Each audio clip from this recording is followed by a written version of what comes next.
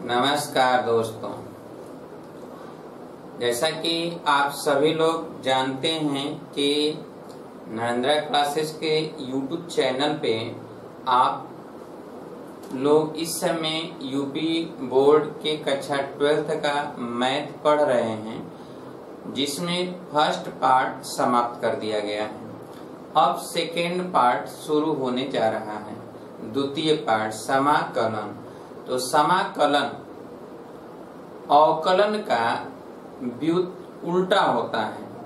अवकलन का उल्टा यानी जिस चीज का अवकलन हम लोग ज्ञात करते हैं, जैसे sin x का अवकलन cos x होता है, तो cos x का समाकलन sin x होगा, यानी उल्टा होगा।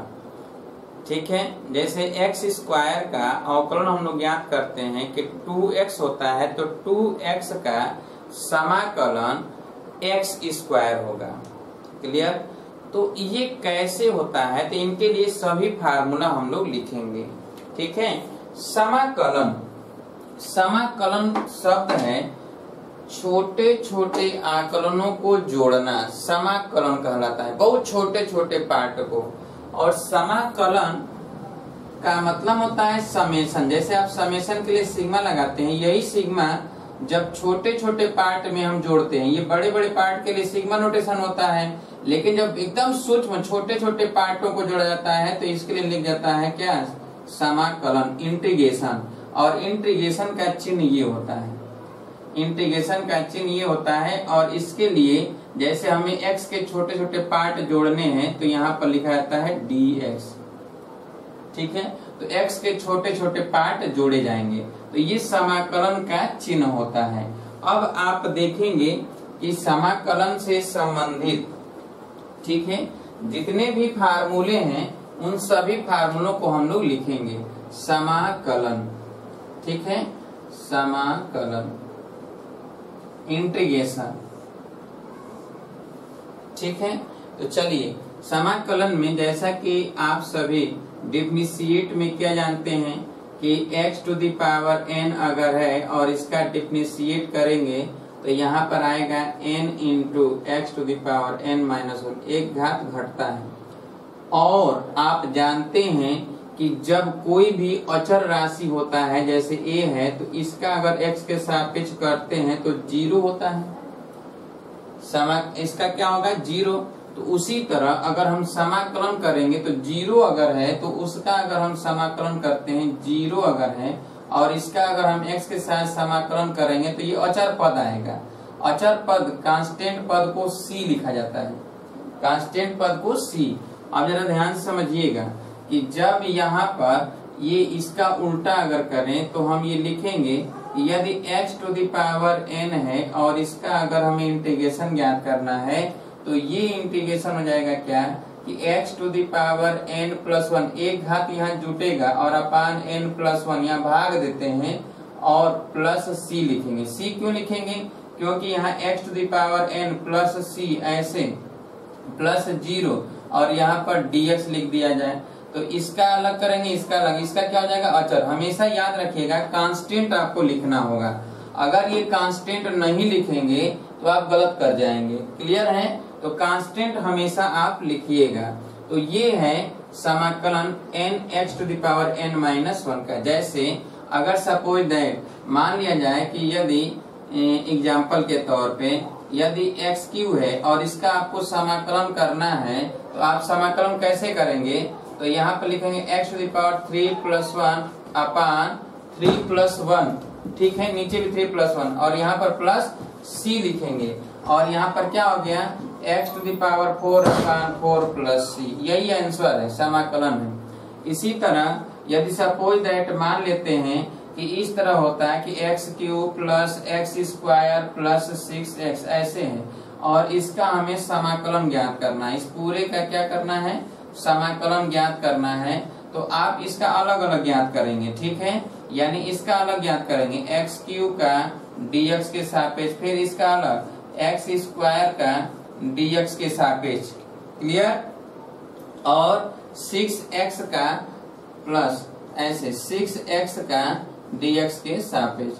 अब अगर हम करेंगे तो यहाँ पर सभी का कांस्टेंट जो होगा वो अलग c लिखा जाएगा, इनका हम करेंगे तो x पर ये 3 + 1 अपान 3 + 1 प्लस इसका करेंगे तो x पर 2 + 1 अपान 2 + 1 और इसका करेंगे तो 6x पर 1 + 1 और नीचे 1 + 1 और प्लस c। क्लियर है। अब देखिए यहाँ पर क्या हो जाएगा कि x⁴ अपान 4 प्लस x³ अपान 3 और प्लस 6x² अपान 2 प्लस c। ये 2 से कट जाएगा तो ये 3। इसका मतलब जो आंसर होगा वो आप लिखेंगे x⁴ अपान 4 प्लस x³ अपान 3 और प्लस 3x² प्लस c। यही इसका आंसर हो जाएगा, यही आंसर होगा। ठीक है, तो सॉल्व कर लीजिए जल्दी से। पहले ये फार्मूला लिख लीजिए, सूत्र होता है, डायरेक्ट आपको लिखना है, बाकी कुछ भी करने की आवश्यकता नहीं है। पहला नंबर है, ये दूसरा नंबर है, जरा जल्दी से लिखिए, इसे लिख लीजिए, आराम से लिखिए।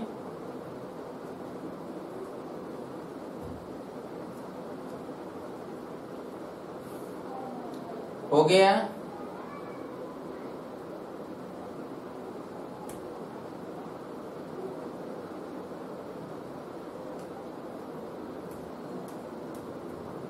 हो गया।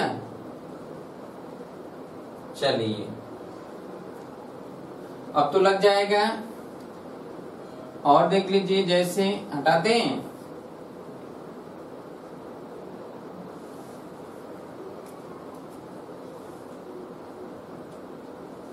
चलिए अब हम लोग देखेंगे कि यदि सपोज दैट, मान लेते हैं कि यदि ऐसे होता है x⁻³ प्लस x⁻² इसका समाकलन करना है। ठीक है, तो इसका भी उसी तरह करेंगे। x⁻³ है, इसका अलग करेंगे, और x⁻² है तो इसका अलग करेंगे। ठीक है, ये अगला नंबर लिखिएगा, तीसरा नंबर लिख लीजिएगा।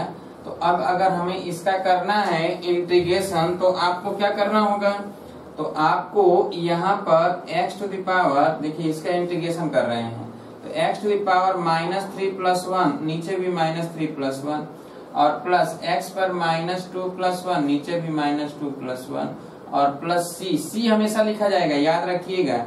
अब यहाँ पर क्या हो जाएगा, x⁻² अपान -2 और यहाँ पर हो जाएगा x⁻1 नीचे हो जाएगा -1 और प्लस c। इसका मतलब ये है कि माइनस ये 1/2x² लिख देते हैं और प्लस यहाँ पर माइनस ये 1/ नीचे हो जाएगा क्या x और प्लस c। यही हो जाएगा इंटीग्रेशन, आंसर हो जाएगा। क्लियर, तो कर लेंगे आप सभी लोग, उम्मीद है कि हो जाएगा। चलिए अब हम लोग देखेंगे कुछ और फार्मूला। ठीक है, ये तो x के लिए होगा। अब अगर सपोज दैट, जैसा कि आप जानते हैं कि यदि यहाँ पर साइन x है, डिफरेंशिएट करते हैं तो यहाँ क्या लिखते हैं, cos x। तो जब cos x लिखते हैं तो यहाँ पर अगर करेंगे, ये पहला था, यहाँ पर पहला है, ये दूसरा, तो यहाँ पर cos x का इंटीग्रेशन करेंगे तो sin x आएगा। ठीक है, और प्लस c नहीं भूलना है। अच्छा, और आप जानते हैं कि यदि cos x का आप डिफरेंशिएट करेंगे तो माइनस sin x आएगा। तो जब यहाँ पर sin x का इंटीग्रेशन करेंगे तो यहाँ पर माइनस cos x लिखेंगे, याद रखिएगा, माइनस cos x। और जानते हैं कि tan x का जब आप इंटीग्रेशन करते हैं, डिफरेंशिएट करते हैं तो आता है क्या, sec²x। यहाँ पर जब आप जो है तीसरा, चौथा है ना, ये चौथा, यहाँ पर आप जो है जब sec² का इंटीग्रेशन करेंगे तो ये आएगा क्या, tan x प्लस c। इसी तरह यदि यहाँ पर काट x का डिफरेंशिएट करेंगे तो यहाँ पे आएगा माइनस कोसेक स्क्वायर x। तो यहाँ पर यदि इंटीग्रेशन करेंगे कोसेक स्क्वायर x का dx के सापेक्ष तो माइनस काट x आएगा और प्लस c। इसी तरह अगर यहाँ पे हम देखेंगे कि यदि सेक x का डिफरेंशिएट करते हैं तो आता है सेक x इंटू टेन x। तो उसी तरह यहाँ पर अगर हम जो है इंटीग्रेशन करेंगे किसका, सेक x इंटू टेन x का, ठीक है, x के सापेक्ष, तो ये आएगा सेक x और प्लस c। इसी तरह यदि हम यहाँ पर कोसेक x का डिफरेंशिएट करते हैं तो माइनस आता है कोसेक x इंटू काट x, ठीक है, कोसेक x इंटू काट x। तो यहाँ पर अगर हम करेंगे तो इसका क्या आएगा, सेक x इंटू टेन, तो यहाँ पर आएगा कि कोसेक x इंटू काट x, कोसेक x इंटू काट x dx।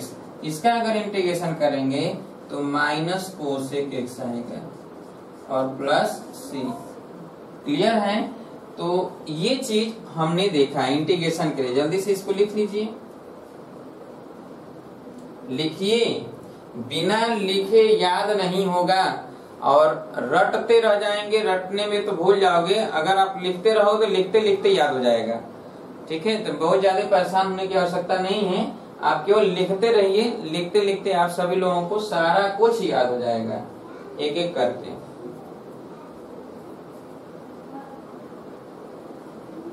हो गया?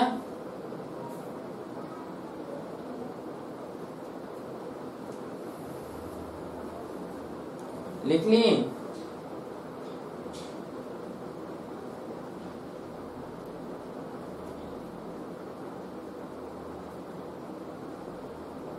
हो गया? चलिए अब हम लोग देखेंगे, ये तो त्रिकोणमितीय फलनों का समाकलन। तो ठीक इसी तरह जितना भी अवकलन के लिए फार्मूला आप जानते हैं सभी को हम लिखेंगे सब, और डायरेक्ट समाकलन के लिए फार्मूला इस्तेमाल किया जाएगा, याद रखिएगा, ठीक है। डायरेक्ट हम लोग इस्तेमाल करेंगे।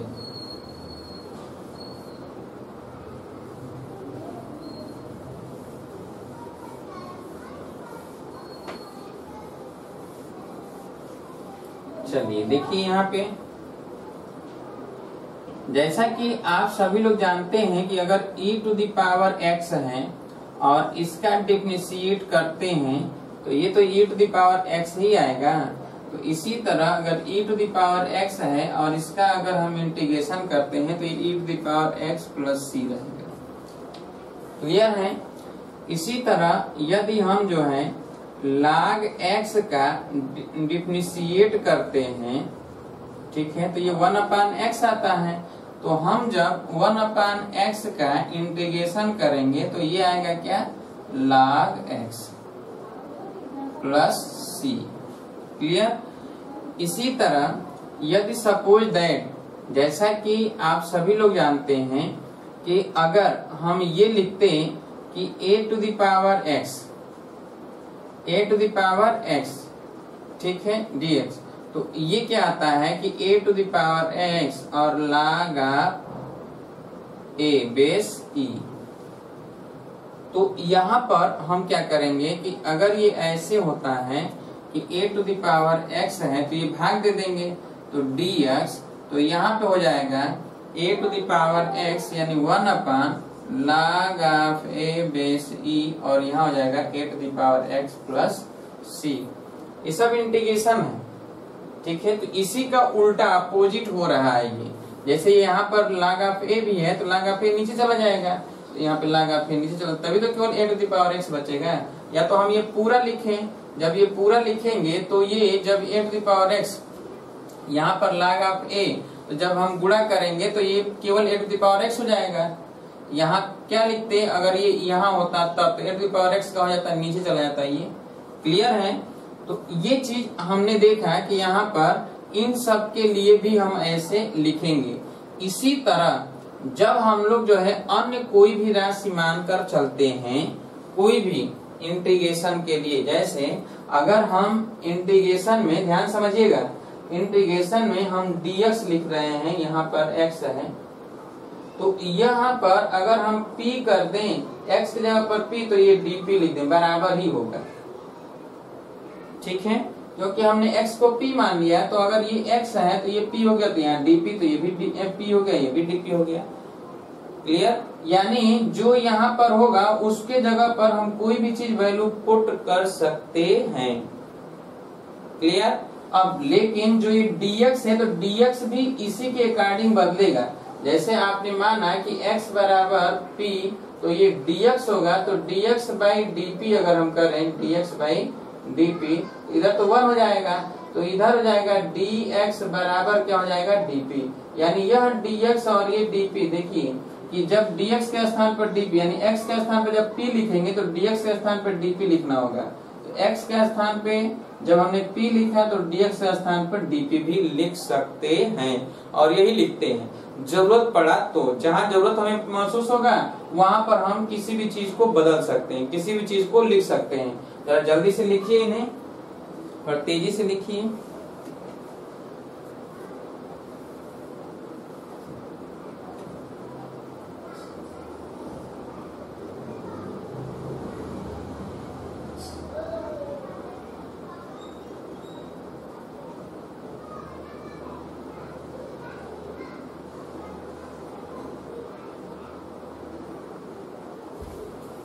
हो गया।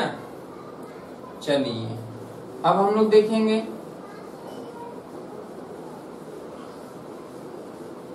इनवर्स फलन के लिए। इनवर्स फलन के लिए आप लोग अवकलन में पढ़ चुके हैं, बहुत कुछ पढ़े हैं, क्यों?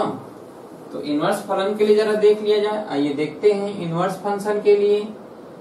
तो जैसा कि आप सभी जानते हैं कि अगर साइन इनवर्स x का अवकलन निकालते हैं तो ये क्या आता है, साइन इनवर्स x का जब आप अवकलन करते हैं तो 1/√1 माइनस x स्क्वायर होता है।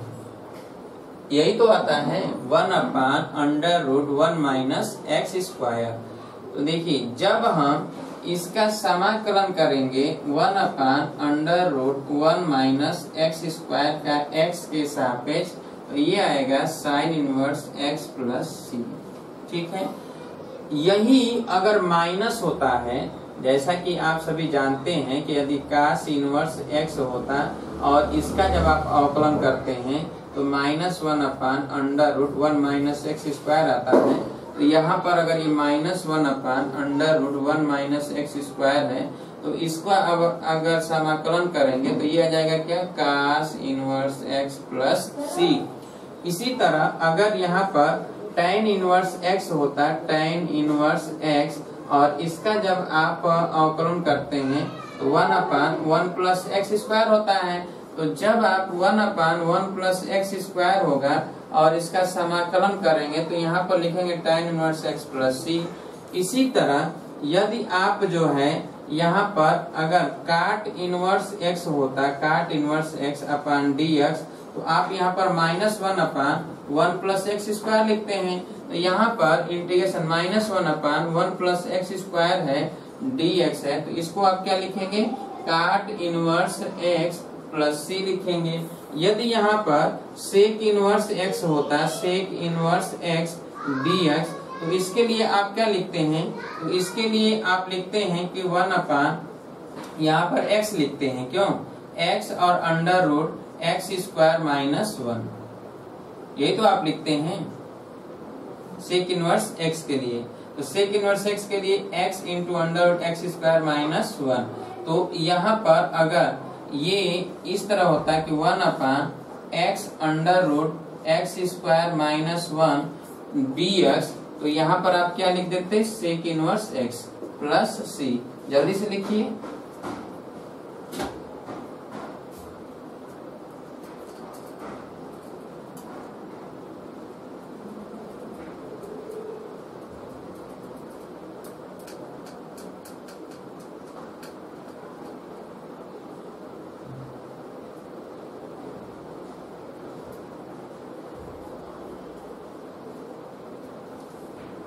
हो गया।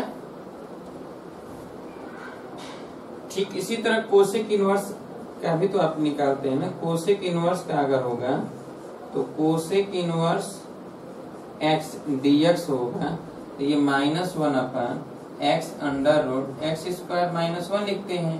तो यहाँ पर -1/x under root x square -1 है dx, तो इसका आप लिखेंगे कोसेक इनवर्स x प्लस सी।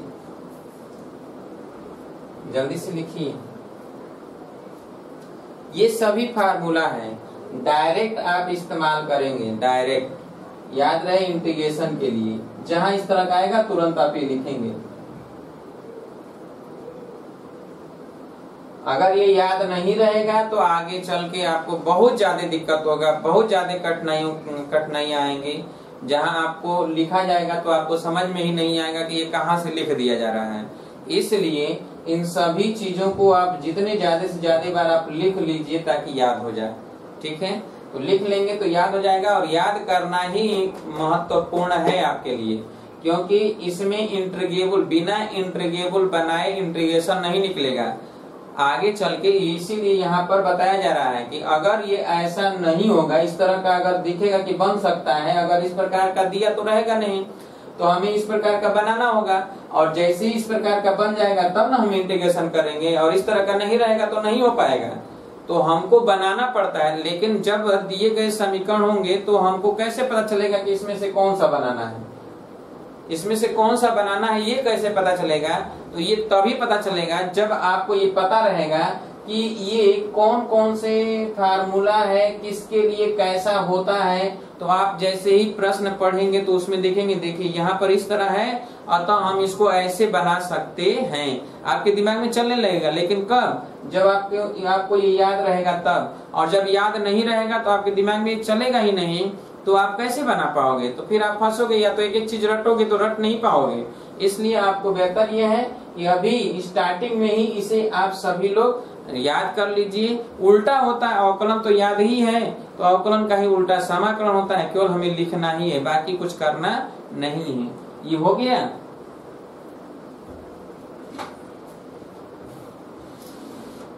बोलिए, लिख लिए? जल्दी से लिखिए।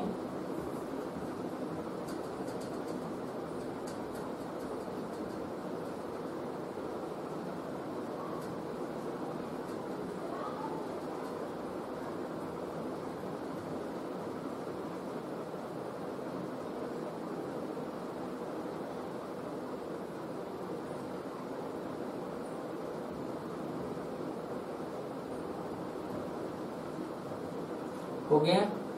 चलिए अब देखिए,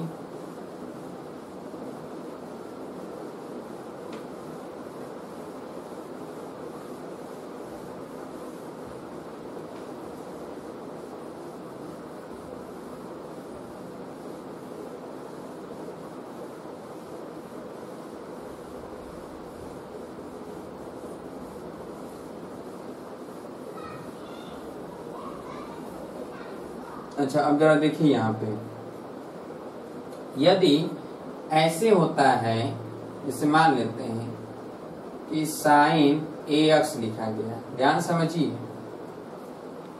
साइन ax लिखा गया और इसका हमें डिफरेंशिएट करना है।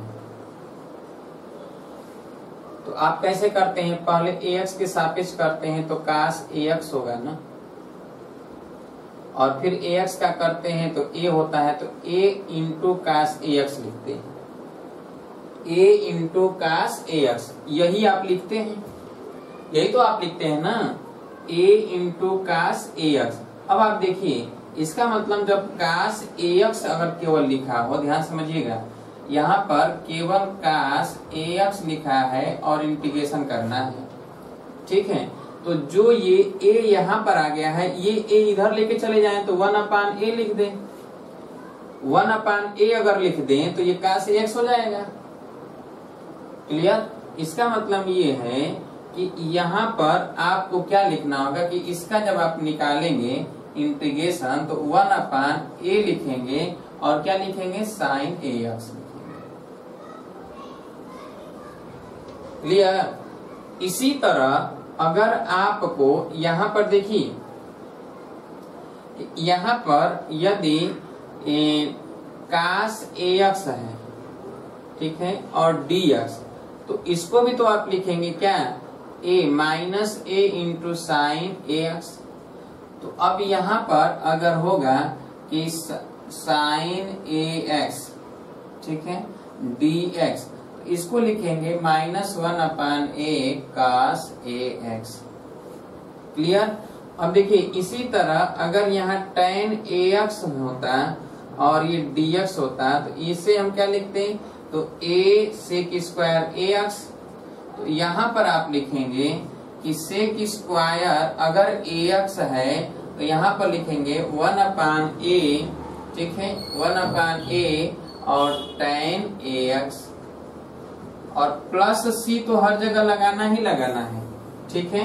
और अगर यहाँ पे काट ax है, काट ax dx, तो यहाँ पर आप क्या लिखेंगे, -a कोसेक स्क्वायर x, ठीक है, -a कोसेक स्क्वायर x। तो यहाँ इंटीग्रेशन में क्या लिखेंगे, तो यहाँ पर कोसेक स्क्वायर ax अगर है dx, ठीक है, तो यहाँ पर क्या लिखेंगे, -1/a और काट ax प्लस c। इसी तरह अगर यहाँ पे होता है क्या, काट ax सेक ax होता है, सेक ax अपान dx, तो इसका आप क्या लिखेंगे, तो इसका लिखेंगे a और फिर सेक ax इंटू tan ax, यही लिखेंगे ना। तो दिस इम्प्लाइज, इसका इंटीग्रेशन अगर करेंगे कि sec ax into sec ax into tan ax dx, तो इसको क्या लिखेंगे आप, तो इसको आप लिखेंगे 1/a और यहाँ पर लिखेंगे सेक ax प्लस c। इसी तरह यदि कोसेक ax होता, कोसेक ax, और इसका dx निकालते तो इसको लिखते -a कोसेक ax और काट ax। इसका जब हम इंटीग्रेशन करेंगे तो क्या लिखेंगे, कोसेक ax इंटू काट ax dx, इसके जगह पर -1/a और cosec ax plus c direct लिखा जाएगा, याद रखिएगा। तो लिख लीजिए जल्दी से, जल्दी से लिखिए।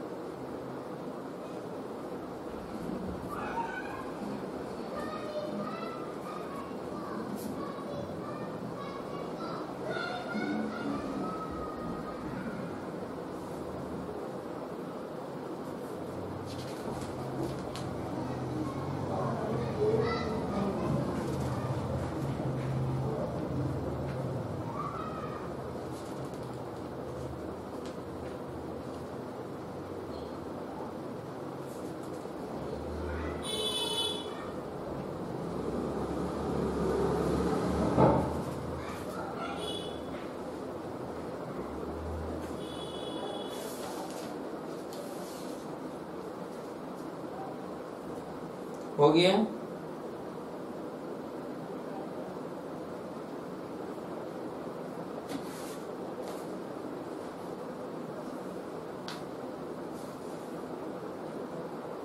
लिख लिए।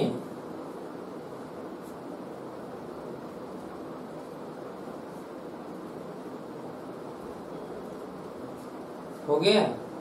चलिए अब देखिए,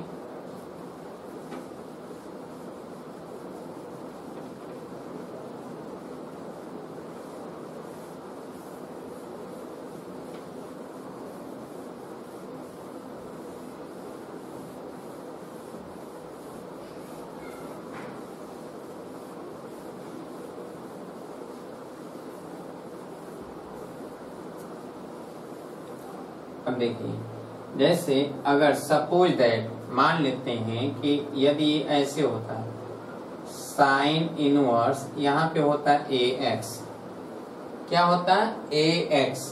तो साइन इनवर्स ax है और इसका अगर हमें डिफरेंशिएट करना है, क्या करना है, डिफरेंशिएट साइन इनवर्स ax का। तो आप लोग तो जानते हो ना कि साइन इनवर्स ax का डिफरेंशिएट करना है तो पहले ax के सापेक्ष करेंगे। तो जब ax के सापेक्ष करेंगे अर्थात यहाँ पर हम ax के सापेक्ष करें और फिर ax का x के सापेक्ष करें, यही तो करते हैं ना अवकलन में। तो इसका साइन इनवर्स का क्या हो जाएगा, तो 1/√1 minus a square x square होगा और ax का क्या हो जाएगा, a हो जाता है, यही तो लिखा जाता है। इसका मतलब ये है कि जरा आप ध्यान समझिएगा कि यहाँ पर देखिए a है, अगर यहाँ से हम a स्क्वायर बाहर लेते हैं तो a स्क्वायर अगर बाहर लेंगे तो a बाहर आ जाएगा। ध्यान से देखिएगा, यहाँ a है और a स्क्वायर जब कॉमन लेंगे तो यहाँ पर 1/a square minus x square under root के अंतर्गत आएगा और यहाँ a, तो a क्या हो जाएगा, कट जाएगा, यही तो होगा। लेकिन अगर जरा आप सोचिए कि अगर यहाँ पर ax न लिखकर बल्कि यहाँ पर x/a लिख देते, क्या लिख देते, x/a। तो जब यहाँ पर x/a लिखेंगे तो यहाँ पर x/a के सापेक्ष करेंगे ये इंटीग्रेशन और यहाँ पर x/a का x के सापेक्ष करेंगे तो ये 1/a यहाँ पर आएगा और यहाँ पे x²/a स्क्वायर होगा।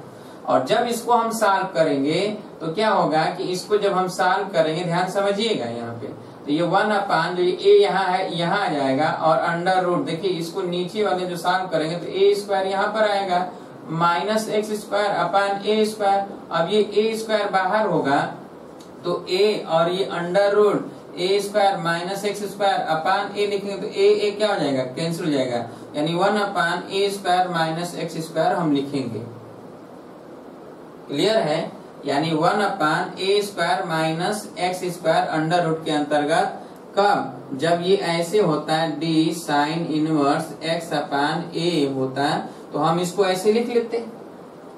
क्लियर, तो जब हम ऐसे लिखेंगे तो इसका मतलब ये है x के सापेक्ष अवकलन करने पर, तो इसका मतलब ये है कि अगर ये इस रूप में लिखा हुआ है और इसको अगर हमें समाकलन के रूप में लिखना है तो समाकलन के रूप में कैसे लिखेंगे, तो यहाँ साइन इनवर्स यहाँ पर लिखें, सॉरी यहाँ पे 1/√, अगर a square minus x square है dx है तो इसको हम समाकलन करेंगे तो क्या लिखेंगे। तो अब आप देखिए कि यहाँ पर समाकलन करेंगे तो सिर्फ इसका क्या लिखा जाएगा, साइन इनवर्स x/a और प्लस c। देखिए क्योंकि साइन इनवर्स x/a का ही ये है, डिफरेंशिएट है, तो जब इसका हम निकालेंगे तो sine inverse x/a plus c लिखेंगे। क्लियर है। अब चलिए इसी तरह अगर हम ऐसे निकालते cos इनवर्स x/a और यहाँ पर dx लिखते तो यहाँ पे -1/√a square minus x square हो जाता है। इसका मतलब ये है कि जब यहाँ पे -1/√a square minus x square है dx, तो आप इसको क्या लिखेंगे, cos inverse x/a plus c लिखेंगे। क्लियर। ठीक इसी तरह यदि यहाँ पर d tan इनवर्स x/a हो जाता और यहाँ पर क्या होता है dx tan इनवर्स x/a, ठीक है, और dx। तो जरा देखिए कि अब tan इनवर्स x/a में क्या होता है, जरा यहाँ समझिए कि जब अवकलन हम करते हैं tan इनवर्स ax का dx के सापेक्ष, तो पहले तो ax के सापेक्ष करेंगे और फिर ax का x के सापेक्ष आप करते हो। तो यहाँ पे क्या होता है कि a लिखते हैं, यहाँ पर तो a लिखेंगे, ax का a हो गया और tan इनवर्स x का तो 1 plus a square plus x square लिखते हैं, a square into x square लिखते हैं। अब जरा देखिए कि जब a square into x square लिखते हैं तो a अपान, अगर a स्क्वायर हम कॉमन ले लें तो 1/a square plus x square. ध्यान समझिएगा, अगर ये कटेगा तो नीचे a रहेगा, तो जब ये नीचे a है तो अगर यहाँ पर x/a लिखते हैं, क्या लिखते हैं x/a, तो जब x/a करेंगे तो नीचे वाला a ऊपर a चला जाएगा, ठीक है। अर्थात ये x अपान a होगा, तो यहाँ पर पहले x अपान a के सापेक्ष करते हैं, तो यहाँ x square upon a square हो जाता है, यानी x square upon a square, ये 1 प्लस, तो a स्क्वायर यहाँ कॉमन लेते हैं तो 1 अपान a स्क्वायर हो जाता है, यहाँ तो 1 अपान a होता है, तो ये 1 अपान a ऊपर जाता है a स्क्वायर, और यहाँ हो जाता है क्या, a square plus x square, ऐसे, तो ये कटेगा तो ऊपर ये हो जाएगा। इसका मतलब ये है कि अगर हम tan inverse x upon a का dx के सापेक्ष करेंगे तो ये आएगा क्या, a upon a square plus x square. तो जब हम इसका समाकलन करेंगे कि a upon a square plus x square dx, तो इसका लिखेंगे क्या, tan inverse x upon a plus c। ठीक इसी तरह यदि यहाँ पर काट इनवर्स x अपान a होता, ठीक है, और यहाँ पर क्या होता है, dx होता, तो ये minus a upon a square plus x square हो जाता है। तो हम यहाँ पर क्या करते हैं कि माइनस a अपान अगर a square plus x square होता है dx, तो यहाँ पर हम लिख देते हैं क्या, काट inverse x upon a plus c। लिखिए जल्दी से इसे।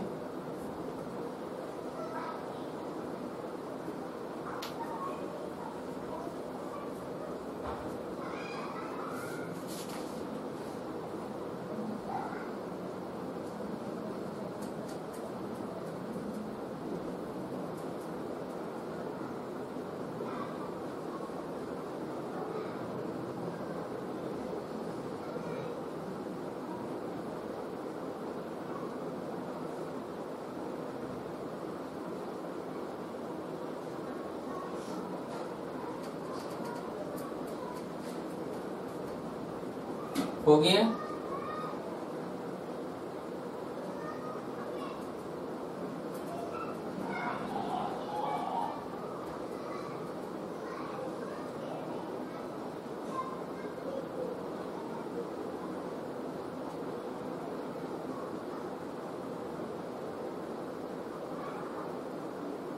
हो गया,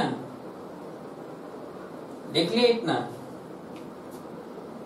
अब देखिए ठीक इसी तरह जब सेक इनवर्स का होता, कोसेक इनवर्स का होता, तो भी हम लिखते इसी तरह, अर्थात जैसे यहाँ पर लिखा गया ठीक इसी तरह यदि लिखा होता क्या, सेक इनवर्स के लिए यहाँ पे क्या होता, sec inverse x upon a, ठीक है, dx, तो ये आ जाता क्या कि ये आ जाता a upon x under root, यहाँ पे हो जाता है x square minus a square.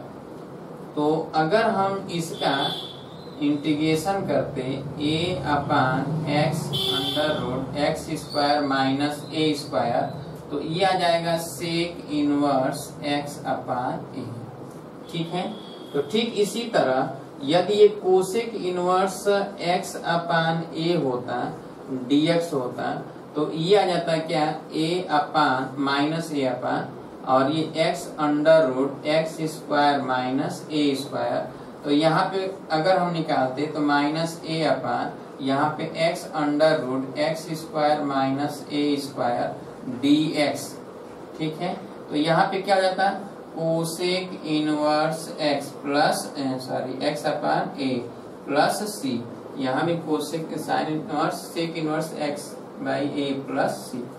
तो लिख लीजिए।